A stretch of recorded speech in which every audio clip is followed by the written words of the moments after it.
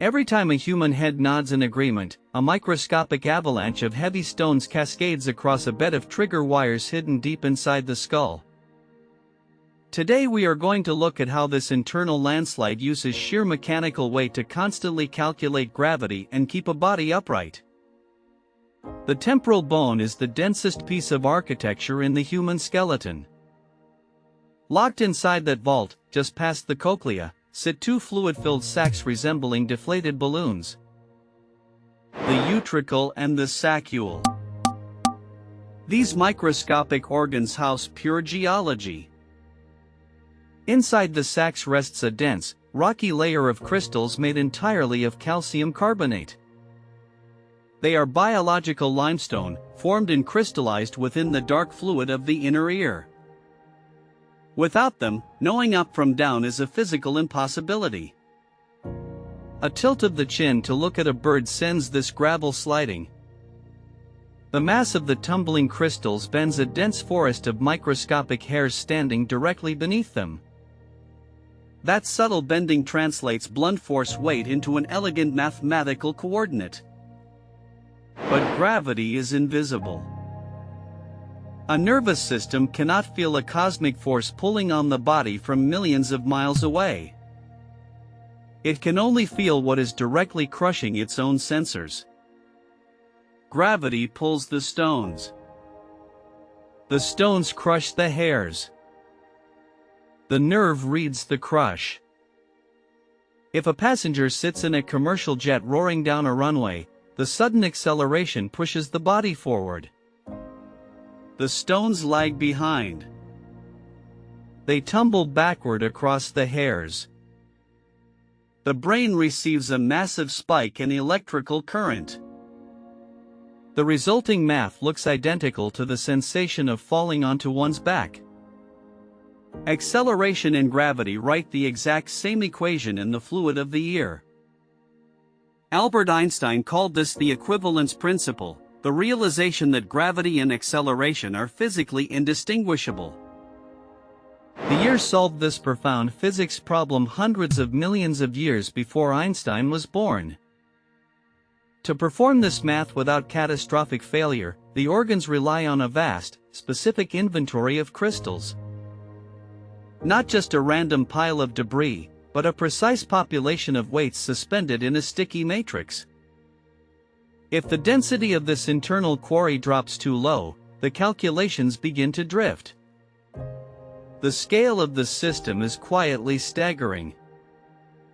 It requires a highly specific census of rocks to constantly divide the weight of the world into readable fractions.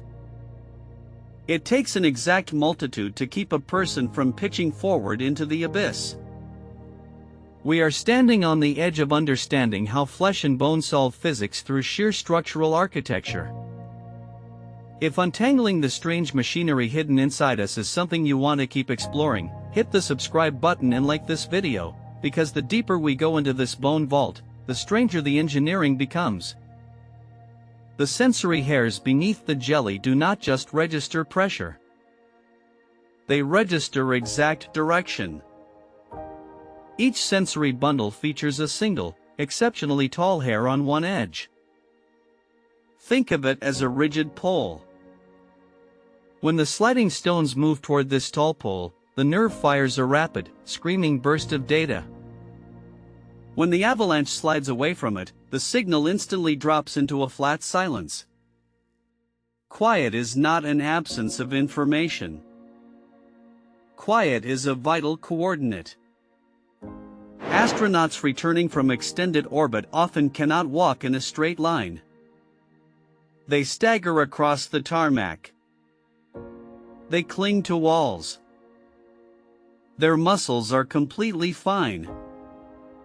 Their vision is perfect. The problem is the avalanche.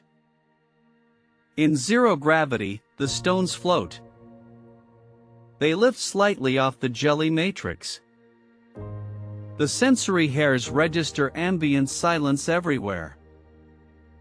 For months, the brain receives no heavy mathematical input from the inner ear. The software slowly adapts to the silence. When the astronaut returns to Earth, the crushing return of gravity sends a chaotic shockwave of data through hairs that temporarily forgot how to read the weight. What happens when the bedrock of your reality suddenly unmoors itself, leaving you drifting in a space where down no longer exists? The system tries to reboot. The brain scrambles to recalibrate the landslide. Humans are born with roughly 200,000 of these stones in each ear. A lifetime supply of hexagonal, chalky weights, ranging from 3 to 30 microns across. They are called otoconia. 200,000 sounds like an impenetrable fortress of balance. But the fortress is constantly eroding. These crystals slowly dissolve. They are subjected to relentless chemical wear and tear. The body tries to maintain them, pulling calcium from the bloodstream to patch microscopic cracks. But as the decades pass, the sharp edges of the hexagons round off. They lose vital mass. By age 70, the avalanches are significantly lighter. The stones do not push as hard on the delicate hairs. The math gets slightly fuzzy. A minor stumble on the stairs becomes noticeably harder to correct. Sometimes, a stone breaks completely loose. A single crystal detaches from the sticky jelly. It drifts aimlessly through the fluid until it reaches the semicircular canals. The canals are looping tubes designed solely to sense head rotation. They contain loose fluid, not heavy rocks. When a head turns, the fluid shifts naturally. When a rogue stone accidentally enters this tube, a simple action like rolling over in bed creates a devastating mechanical error. The heavy crystal acts like a plunger in a narrow pipe. It forces the fluid forward with immense, unnatural pressure. The brain receives a frantic, overwhelming calculation. It perceives that the body is spinning at a fatal velocity. The room violently cartwheels. The eyes flick back and forth in a jerky rhythm, trying desperately to track a spin that is not happening. This condition is called benign paroxysmal positional vertigo. A terrifying illusion born entirely from a simple plumbing issue. One microscopic pebble wandering into the wrong pipe destroys the entire perception of reality. The cure is often just tilting the head in a specific sequence of awkward angles, physically rolling the rogue stone backward until it drops out of the canal. The sheer mechanics of it border on the absurd. Consciousness feels airy and abstract. We think of balance as an intuition, a sixth sense hovering vaguely in the mind. We do not feel the machinery working. But the machinery is physical. It is heavy. It relies on the dumb force of gravity dragging rocks down a hill. The bed of hairs is heavily curved. The utricle sits horizontal, monitoring forward and side-to-side motion. The saccule sits vertically, tuned perfectly to the drop of an elevator. Because of this curved, bowl-like landscape, no single head movement can ever stimulate all the hairs simultaneously. A tilt forward drops stones exclusively on the front slope. A lean backward drops them heavily on the rear slope. The brain is not looking at a single nerve signal. It is instantly comparing the difference between tens of thousands of individual firing rates. It maps the exact topographic shape of the rockslide in real time. This calculation never stops. It is a relentless background hum. Even in deep sleep, the stones press down on the jelly. The brain always knows exactly where the mattress is. Every step taken on pavement, every turn of a steering wheel, and every sudden stop at a crosswalk relies on this microscopic quarry.